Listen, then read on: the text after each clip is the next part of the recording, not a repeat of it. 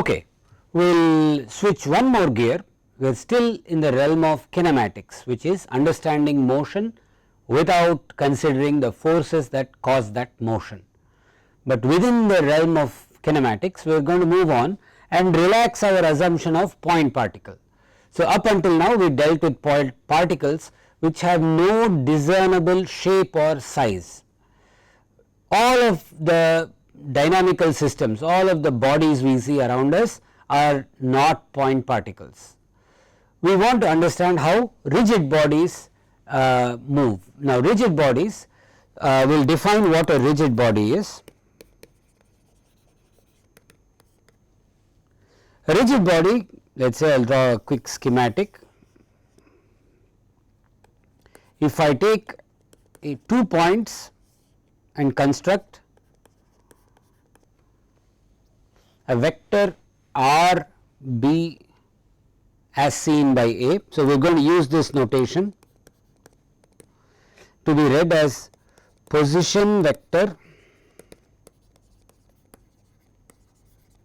of B as observed from A. So, given this, our definition of rigid body is the magnitude of R of B as seen by A d dt is 0 for all A comma B in the body.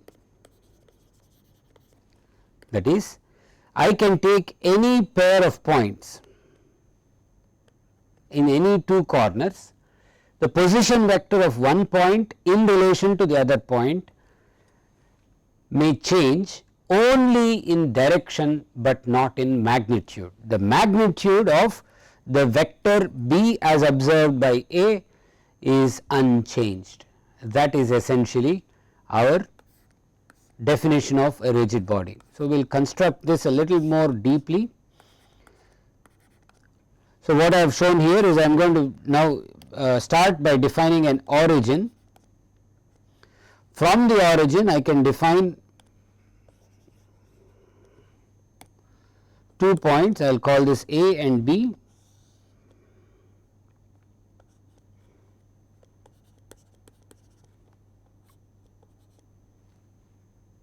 And this bit is R of B as observed by A. So, when I show R as B, R of B as observed by A, that is a position vector of B as observed by A, and the arrow will point towards B and the tail will point towards A. So, these three vectors R A, R B and R of B as observed by A form a triangle, and I can write them as R of A plus R of B as observed by A. So, the position vector of the point B is the same as the position vector of point A plus the position vector of B as observed from A. Now, what I have essentially done is I have not indicated this, but this is the position vector of B as observed from O, the position vector of A as observed from O, but O itself is a fixed point in this case.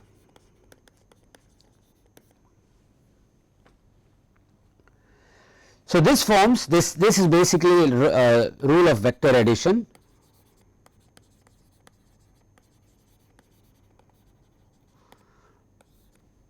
Okay.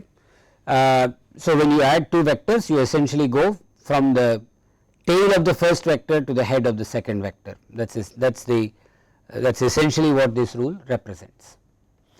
So, if I now take the time derivative of this,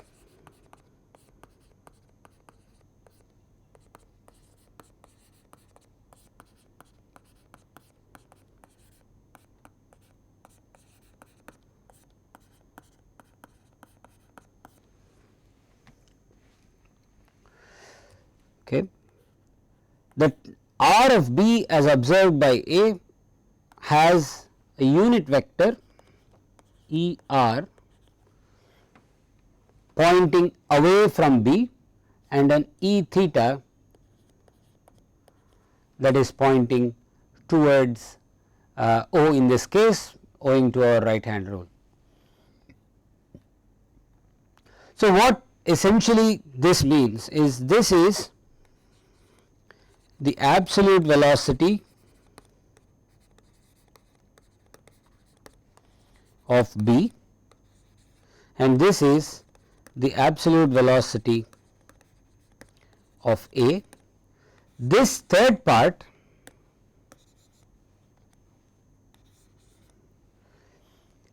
can be, we are going to look at this third part a little more closely. I will write this out, I will write that out here.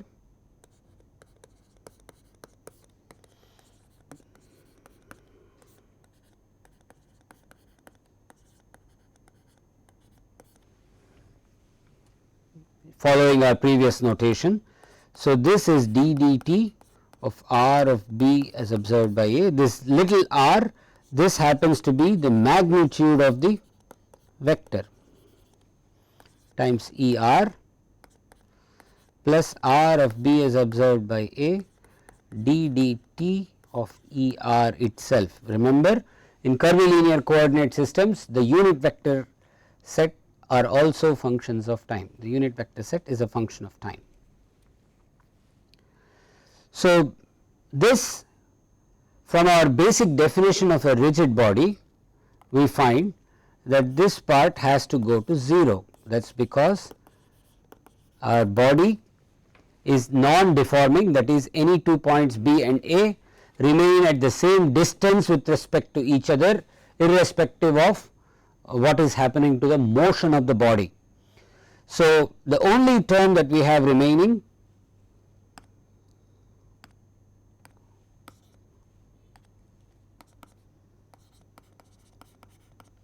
is this, which is given by theta dot E theta. That is, if I take 2 points B and A in the body, given that the distance does not change, the only motion possible is that that line AB rotate about O.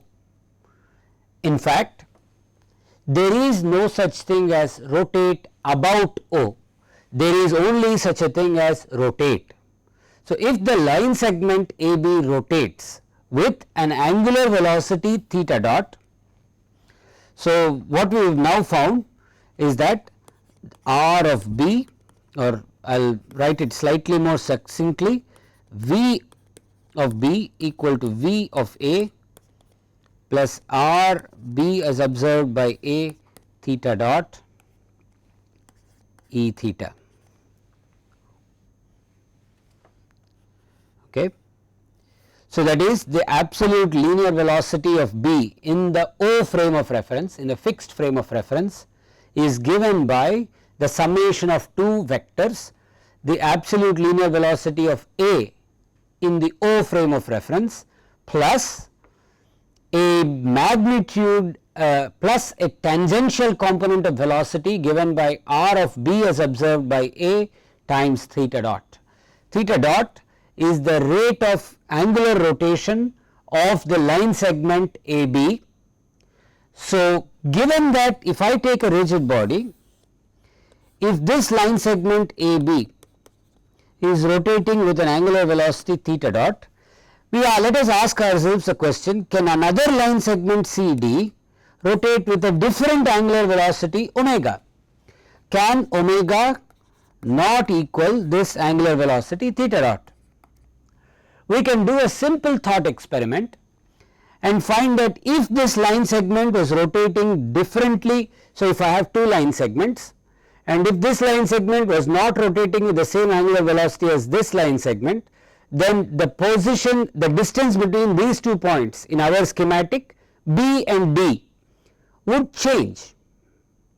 So, if every pair of points remain at the same distance with respect to each other for all times, then the only way that can happen is that these two line segments AB and CD are both rotating with the same angular velocity. Okay. So, first point to take home is that the angular velocity of the rigid body is the same at all points in the rigid body. It is not restricted to a particular region of the rigid body. That is, I think, fairly simple, okay, but important to grasp and understand. The second point is, what is this point rotating about? So, if I now take, let us say, the line segment AB, and the way we have drawn this schematic, if line segment AB is rotating, it essentially gives us a connotation that B is rotating about A with an angular velocity theta dot. Okay.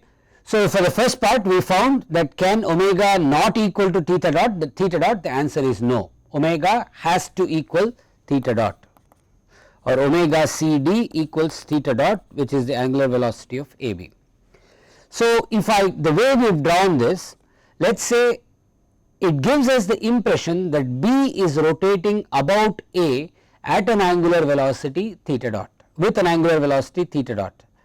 But if I now go back to the line segment CD in this same schematic, it gives us the impression that D is rotating about C with an angular velocity theta dot. I am going to scratch out omega and put theta dot, because we found that omega has to equal theta dot.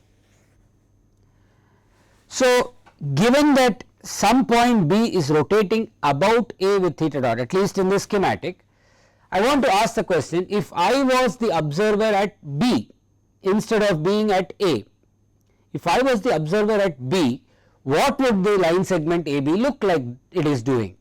If I was at B, A in my frame of reference would be going in this direction at exactly the same angular velocity theta dot. So, if I was at A, B would look like it is rotating about me with an angular velocity theta dot. If I was at B, A would look like it is rotating about me with an angular velocity theta dot. So, this is, it's kind of an illusion that you get, that you are the center of attention in a rigid body wherever you may be in the rigid body. A simple playground example you can relate to understand this a little further is, let us say you are all sitting on a merry-go-round, and the merry-go-round is going around a little central axle. But if I was sitting in a little chair in the merry-go-round and I look at the person away from me 180 degrees on the diameter, across the diametrically opposite to me, that person would look like they are moving, they are rotating about me in my frame of reference. If for that person I would look like I am rotating at that same angular velocity. In fact, the axle which is sitting in the middle, if I was rotating about the axle, but from my frame of reference the axle would look like it is rotating about me, even though in the eyes of the observer standing on the playground the axle is fixed.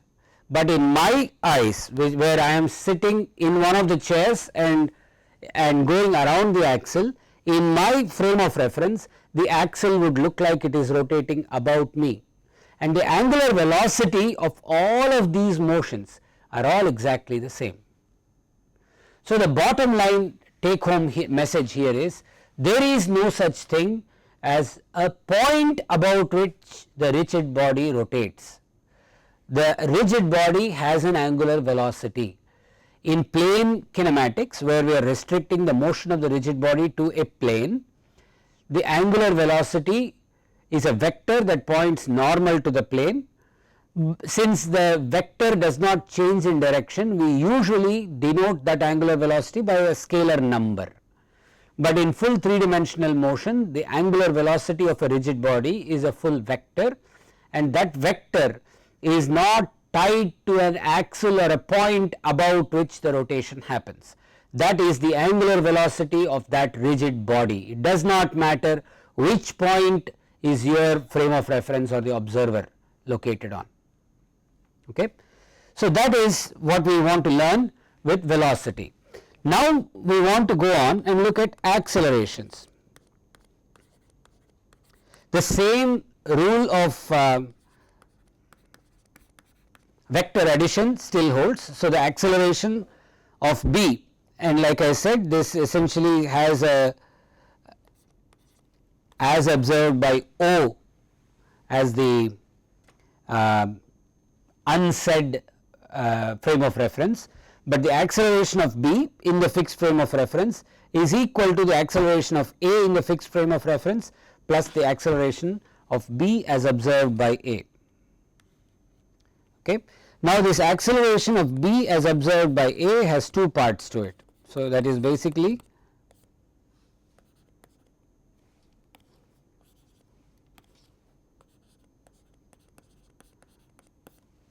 that is the acceleration of that is basically the rate of change of the velocity of B as observed by A. And these are kinematic relationships, that is simply saying the velocity, the derivative of velocity is acceleration. And when I do this, we found that in plane kinematics the velocity of B as observed by A is r B as observed by A theta dot times E theta. So, when I go through and simplify this, knowing that r B as observed by A is not a function of time, that is simply the distance between the 2 points B A, it is a number. I have theta double dot E theta minus r of B as observed by A theta dot squared E r. So, the acceleration of this point, so let me redraw the rigid body here once more. I have a point A, another point B. This acceleration of B as observed by A has two parts to it. One is a part related to the angular acceleration theta double dot of this point, okay, angular acceleration of this line segment AB, and the second is a centripetal acceleration given by r of B as observed by A theta dot squared, and that happens to be in the negative ER direction. So, this acceleration of B as observed by A has two components to it. One, a component perpendicular to the line segment AB, and second, a component from B towards A, and the magnitude of the component from B towards A is the length of the line segment r of B as observed by A times theta dot squared. Theta dot is the angular velocity of the rigid body. Remember, it is not the angular velocity of the line segment AB. So, I am simply going to write this as angular velocity of the rigid body.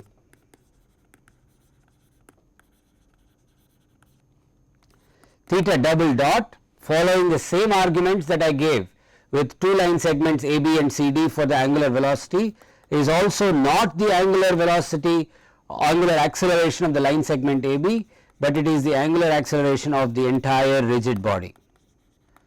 So, every line segment in the rigid body experiences the same angular acceleration theta double dot. It does not depend on which point is my A, which point is my B, or which point is the point about which it rotates. In fact, like we said, there is no such thing as a point about which the body rotates in the frame of reference we are dealing with. As far as relative motion is concerned, a point B is moving relative to a point A, and that motion, where both A and B are on a rigid body, has only two parts. The line segment AB can rotate with an angular velocity theta dot, and the line segment AB can accelerate, and every line segment AB on that rigid body will accelerate in an angular sense with the same magnitude theta double dot. Okay. So, we said if you go back to the velocity triangle, the only motion possible, if you look at this, the only motion possible of the line segment AB is a rotation. This part has no velocity along ER, the radial the unit vector along the length along the line AB. That means That is because the line segment itself cannot elongate. If the velocity of a line of B with respect to A has a component along AB, that automatically means the line segment AB is either increasing or decreasing in length, which is not allowed. Therefore, the only velocity possible of B with respect to A is where this B is moving perpendicular to the line segment AB. There can be no motion in this direction. That is not the case when we come to acceleration. If you look at this acceleration, the acceleration of B with respect to A has two terms associated with it. This first term has to do with rotational acceleration of B, of the line segment AB. That is a more precise way of saying it, or rotational acceleration of the rigid body, or angular acceleration of the rigid body itself.